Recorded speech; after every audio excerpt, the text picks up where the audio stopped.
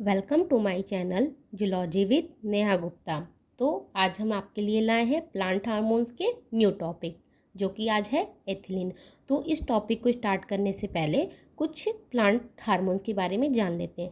Plant hormones क्या होते हैं? प्लांट हार्मोन जो प्लांट्स के फिजियोलॉजिकल जितने प्रोसेस होते हैं उनको ये रेगुलेट करते हैं या उनको फंक्शन का करते हैं। जिस तरह से ह्यूमन में बहुत सारे हार्मोन्स होते हैं, इस तरह से प्लांट में भी बहुत सारे हार्मोन्स होते हैं जो में डिवाइड होते हैं। एक होता है प्लांट ग्रोथ रेगुलेटर और एक होता है प्लांट ग्रोथ इनहिबिटर। तो जैसा आप हमारी अगर ये नहीं जानते तो हमारी पिछली वीडियो को देखिए, जिसमें हमने ये डिटेलिंग वीडियो एक एक हार्मोन्स के बारे में बनाया हुआ है। तो सबसे पहले हम समझते हैं कि प्लांट ग्रोथ रेगुलेटर्स होते क्या हैं। प्लांट ग्रोथ रेगुलेटर्स में 3 तरह के आते हैं। सबसे पहले आता है हमारा ऑक्सिन, जिब्रेलिन और साइटोकाइनिन। और प्लांट ग्रोथ इनहिबिटर्स में आता है साइट एब्सिसिक एसिड और एथिलीन। तो आज की हमारी जो टॉपिक है वो है एथिलीन के बारे में। अगर आप ये डिटेलिंग वीडियो देखना चाहते हैं तो हमारे चैनल को लाइक, शेयर एंड सब्सक्राइब कीजिए। और डिटेलिंग वीडियो के लिए अगर कोई टॉपिक बनानी है तो हमें टॉपिक भी दीजिए, हम उस टॉपिक पे भी बनाएंगे। तो ये हमारी एथिलीन आती है। तो सबसे पहले एथिलीन देखते हैं। Simple organic molecules present in the form of gas. तो इसमें बता रहे हैं कि एथिलीन क्या है। एक सिंपल ऑर्गेनिक मॉलिक्यूल्स है जो कि प्रेजेंट होता है फॉर्म ऑफ गैस के रूप में। इसे हम गैसियस ग्रोथ रेगुलेटर भी कहते हैं। क्यों गैसियस ग्रोथ रेगुलेटर कहते हैं? क्योंकि पूरे जो प्लांट हार्मोन्स हैं उसमें ये इकलौता ओनली वन ऐसा हार्मोन्स है जो कि गैसेस के फॉर्म में होता है। तो इसीलिए इसे वॉलेटाइल हार्मोन्स भी कहते हैं। वॉलेटाइल हार्मोन मतलब जो रूम टेम्परेचर में इवेपोरेट हो जाते हैं वो वॉलेटाइल हार्मोन्स कहलाते हैं। तो ये हमारा इथिलीन हुआ। तो इथिलीन क्या है, कहाँ कहाँ प्रेजेंट होता है? सबसे पहले तो ये है ripening fruit, flower, stem, root, tuber, seed, leaf etcetera. तो मतलब ये लगभग प्लांट के जितने भी पार्ट्स हैं वो सब में ये पाए जाते हैं। लेकिन सबसे ज़्यादा ये इंपॉर्टेंटली किस में पाए जाते हैं? राइपनिंग फ्रूट्स, मतलब पके हुए फलों में ये पाए जाते हैं। वैसे तो सब में थोड़े थोड़े होते हैं, लो कंसनट्रेशन में, और ये बहुत ज़्यादा इंपॉर्टेंट भी होते हैं। लेकिन सबसे ज़्यादा है राइपनिंग फ्रूट्स में, ये पके हुए फलों में होते हैं जो कि गैसियस फॉर्म में होते हैं। ट्यूबर में होते हैं, आलू के कंद में जिन्हें बोलते हैं उसमें भी ये होते हैं। और अब आते हैं, डिस्कस करते हैं इनका जो मॉलिकुलर फॉर्मूला क्या है। मॉलिकुलर फॉर्मूला एथिलीन का होता है C2H4, जहाँ पे आप इसे देख सकते हैं क्लियरली।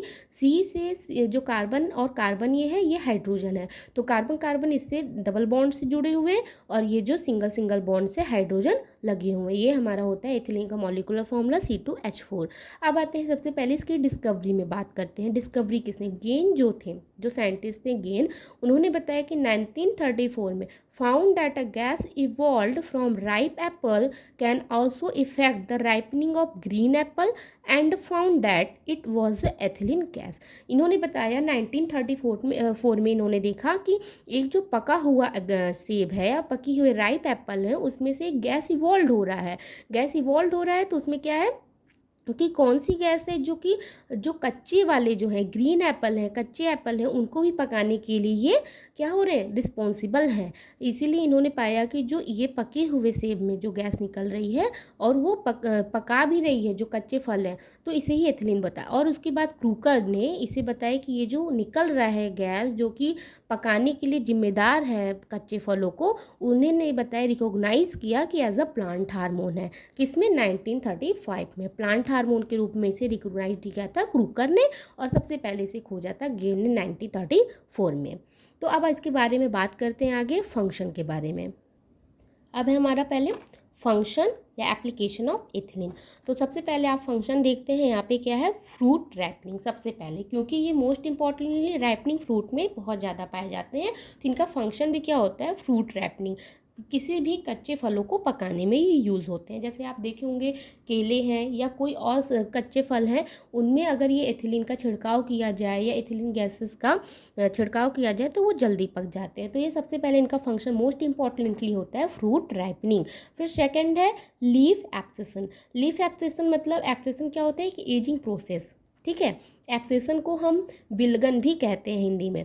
तो ये विल्गन होता क्या है? एब्सेशन जो होता है, एब्सिशन जो होता है वो हमारा होता है कि विल्गन की प्रोसेस या एब्सिशन प्रोसेस। इसमें क्या होता है, जब पत्तियां या बहुत ज़्यादा एजिंग के प्रोसेस में आ जाती हैं तो वो क्या होती हैं, स्टेम से अलग हो जाती हैं। स्टेम से अलग हो जाती हैं और स्वतः ही अपने आप या बिना पके हुए फल भी जब उसके बीच में एब्सिशन लेयर बन जाता है, मतलब जो एब्सिशन है, विल्गन है, वो क्यों होता है, जब किसी भी स्टेम और पत्तियों के बीच में लीफ है, या स्टेम या फ्रूट्स के बीच में, मतलब स्टेम से तो फ्रूट्स लगे होंगे और स्टेम से पत्तियां भी लगी होंगी, तो जब भी स्टेम या फ्रूट्स के बीच में या स्टेम या लीफ के बीच में हमारे एब्सिशन लेयर बन जाते हैं तो कभी कभी बिना पके फल भी नीचे गिर जाते हैं, या तो ये क्या होता है, एब्सिशन होता है। तो ये लीफ एब्सिशन के लिए इम्पॉर्टेंट होते हैं। इसके बाद लीफ एब्सिशन मतलब ये एजिंग के प्रोसेस को बढ़ाते हैं और लीफ एब्सिशन की प्रोसेस को इंक्रीज करते हैं। सेकंड होता है, थर्ड है हमारा suppress stem and root elongation. Suppress stem, stem suppress का मतलब यहाँ पे बता रहा है कि इनहिबिट करना। तो ये स्टेम जो है, हमारी जो तने हैं उनको ये इनहिबिट करते हैं, बढ़ने से रोकते हैं, एंड रूट के इलोंगेशन को बढ़ाते हैं।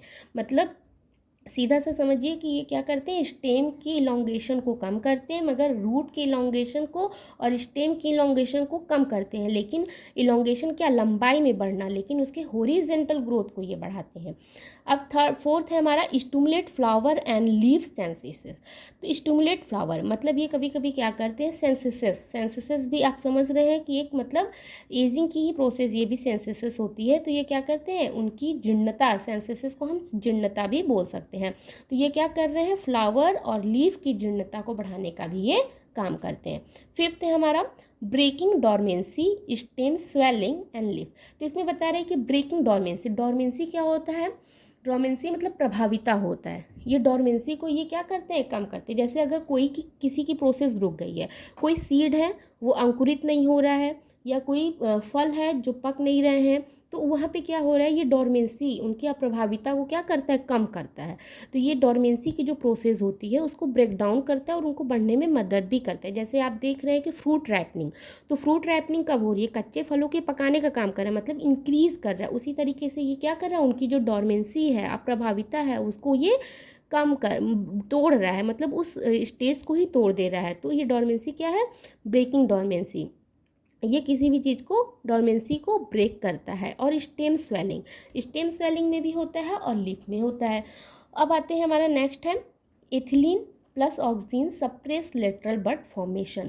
अब देखिए यहाँ पे क्या बोला गया है कि एथिलीन प्लस ऑक्सीन, जबकि आपको पता है ऑक्सीन क्या होता है, किसी भी चीज़ का एपिकल जो प्रोसेस होते हैं, एपिकल बर्ड को इंक्रीज करता है, एपिकल बर्ड को इंक्रीज करता है, और जो लेटरल बर्ड होते हैं उनको क्या करता है, ये डिक्रीज करता है। आपने ऑक्सीन के बारे में नहीं पढ़ा तो हमारी डिटेलिंग वीडियो देखिए, उसमें आपको डिटेल में बताया गया कि ऑक्सीन क्या होता है, एपिकल जो भी शीर्ष होते हैं, शीर्ष प्रभाविता को ये बढ़ाता है, जबकि लेटरल बर्ड मतलब लेटरल जो साइड में स्टेम लगने वाले हैं, पत्तियां लगने हैं, उनकी चीज़ों को वो क्या करता है, कम करता है। तो कब कम करता है, जब ऑक्सीन क्या होता है, जहाँ पे ऑक्सीन तो क्या करता है, शीर्ष प्रभाविता को बढ़ा रहा है, लेटरल चीज़ जो है हमारा उसे बढ़ा रहा है, वर्टिकल ग्रोथ कर रहा है, लेकिन जो हॉरिजॉन्टल ग्रोथ है उसको रोक रहा है। और हॉरिजॉन्टल ग्रोथ को कैसे रोकेगा, वहाँ पे वो क्या करता है, एथिलीन का सिंथेसिस करता है, एथिलीन का सिंथेसिस करता है। तो वहाँ पे क्या करे, सप्रेस लेटरल बड फॉर्मेशन, तो वहाँ पे क्या कर रहा है, वो लेटरल बड के फॉर्मेशन को सप्रेस कर रहा है। अब जैसे कि आप यहाँ देख रहे हैं कि elongation suppress vertical growth inhibitors, ठीक है, यहाँ पे इलोंगेशन को सप्रेस कर रहा है, एथिलीन क्या कर रहा है, इनके इलोंगेशन को ये सप्रेस कर रहा है, वर्टिकली ग्रोथ जो होता है, इसीलिए इसे हम वर्टिकली ग्रोथ इनहिबिटर्स कहते हैं और हॉरिजॉन्टल ग्रोथ रेगुलेटर्स कहते हैं। हॉरिजॉन्टल मतलब ये जो जड़ होंगे, जड़ के हॉरिजॉन्टल ग्रोथ को ये बढ़ाएगा, जड़ को लंबाई में नहीं बढ़ाएगा, उसे वर्टिकली नहीं बढ़ाएगा, वर्टिकली ग्रोथ नहीं करेगा, वो हॉरिजॉन्टली ग्रोथ करेगा, चाहे वो स्टेम हुए चाहे वो रूट हुए। तो इसीलिए इसे हम हॉरिजॉन्टल ग्रोथ रेगुलेटर्स भी कहते हैं और वर्टिकल ग्रोथ इनहिबिटर्स भी कहते हैं। जैसे कि आप यहाँ डायग्राम से समझ चुके होंगे कि क्या होता है हॉरिजॉन्टल और क्या होता है वर्टिकल। अब नेक्स्ट हमारा 7th है stimulate fruit and leaf abscission. वही चीज़ है कि ये प्लांट के हर एक पार्ट में ये मतलब मौजूद होते हैं, हर एक प्लांट पे प्रेजेंट होते हैं। तो ये क्या कर रहे हैं, फ्रूट्स में भी हैं, सीड में भी हैं, ट्यूबर्स में भी हैं, आलू के कंद में भी पाए जाते हैं, और क्या कहते हैं कि रैपनिंग फ्रूट में सबसे ज़्यादा पाए जाते हैं। तो ये प्लांट के हर एक पार्ट में पाए जाते हैं। तो वही चीज़ यहाँ बता रहे हैं कि stimulate fruit and leaf abscission, ये फ्रूट के और लीफ के एब्सेशन को बढ़ाते हैं। एब्सेशन जैसे कि आपको बताया गया पहले ही कि ये क्या है, हमारा एजिंग प्रोसेस है। तो अब नेक्स्ट हमारा क्या होता है, stimulate of latex flow in rubber tree. अब देखिए 8वां पॉइंट है हमारा स्टूमुलेट ऑफ लैटेक्स फ्लो। जो हमारे रबड़ के प्लांट होते हैं उनमें अगर इसका एथिलीन का छिड़काव किया जाए तो वहाँ पे ये लैटेक्स के फ्लो को भी बढ़ा देते हैं, स्टूमुलेट कर देते हैं, ठीक है। 9वां है एट लो कंसंट्रेशन, ये क्या करते हैं, इंक्रीज करते हैं सैनासाइड इन कैशो एग्यूस्टफेलिया। अब देखिए इसमें क्या बता रहा है कि सैनासाइड होता क्या है। सैनासाइड जो होता है वो कॉन्स्टिपेशन के में इलाज में यूज़ होता है। तो अगर उनके पौधे पे जो सैनेसाइड निकल रहा है, सैनेसाइड निकल रहा है उस पौधे से, उस पर अगर लो कंसंट्रेशन में एथिलीन का छिड़काव किया जाए तो ये इंक्रीज करता है सैनेसाइड को, ठीक है। एज इन कैशो एगुस्टिफेलिया, मतलब ये उसका नाम है प्लांट का और उसमें से सैनेसाइड निकल रहे हैं। तो अगर उस पर छिड़काव किया जाता है एट लो कंसंट्रेशन पे अगर एथिलीन का छिड़काव करेंगे तो ये सैनेसाइड को इंक्रीज करेगा। 10th हमारा है स्टूमुलेट प्रोडक्शन ऑफ फाइटोट्यूबरिन एंड फाइट्यूबरल, ठीक है। ये क्या करते हैं, प्रोडक्शन, जैसा कि ट्यूबरिन या ट्यूबर्स आप समझ सकते हैं आलू के कंद को, तो ये क्या करते हैं, स्टूमुलेट करते हैं, मतलब बढ़ाते हैं, इंक्रीज करते हैं प्रोडक्शन को, फाइटोट्यूबरिन और फाइटोट्यूबरल को। नेक्स्ट हमारा है flower opening and flower petal discolouration. ये क्या करते हैं, फ्लावर ओपनिंग के लिए भी रिस्पॉन्सिबल होते हैं और फ्लावर पेटल के डिस्कलरेशन के लिए भी एथिलीन इंपॉर्टेंट होते हैं। तो ये इतना इसके जो फंक्शन आपको दिखाया गया है, इसके मॉलिक्यूलर फॉर्मूलाज बताया गया है, इसकी डिस्कवरी बताई गई है।